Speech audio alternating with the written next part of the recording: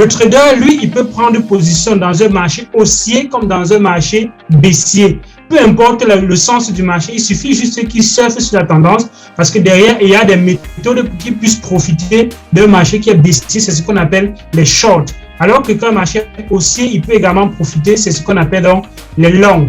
Donc, on a les longs et les shorts qui sont utilisés par le trader. Par contre, l'investisseur, lui, il ne va pas shorter le marché, il ne va pas aller dans les marchés qui sont en baisse. Vu que son objectif, c'est de se faire de l'argent, il va généralement se positionner sur les crypto-monnaies qui ont un potentiel haussier, qui ont un potentiel sur le long terme.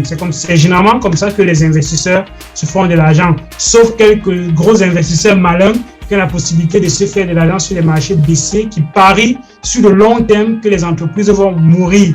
Ça, c'est une catégorie spéciale d'investisseurs. L'analyse que le trader fait du marché, c'est une analyse technique généralement. Donc, il analyse les courbes, les graphiques, beaucoup plus.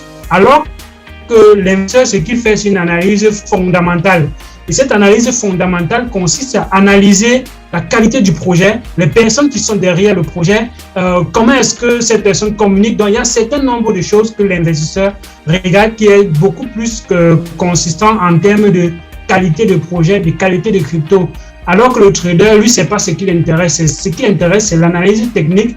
Est-ce que ces crypto-monnaies, si peu importe ce qu'il y a derrière, est-ce qu'à l'étape actuelle du marché, elle peut encore performer dans la minute qui suit, dans l'heure qui suit, dans la journée qui suit, ainsi de suite. Ça, c'est l'analyse technique.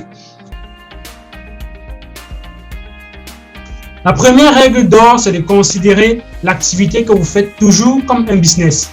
C'est essentiel. Ceux qui viennent dans les crypto-monnaies en se disant la crypto-monnaie, c'est un moyen de se faire de l'argent rapidement et ils viennent juste là comme ça s'amuser en pensant qu'ils vont venir faire de l'argent très rapidement. Non, au contraire, ce genre de personnes, c'est ceux qui viennent donner l'argent à ceux qui prennent le temps. Parce que moi, si j'analyse bien, il y a des gens qui vont gagner et il y a des gens qui vont perdre, bien évidemment.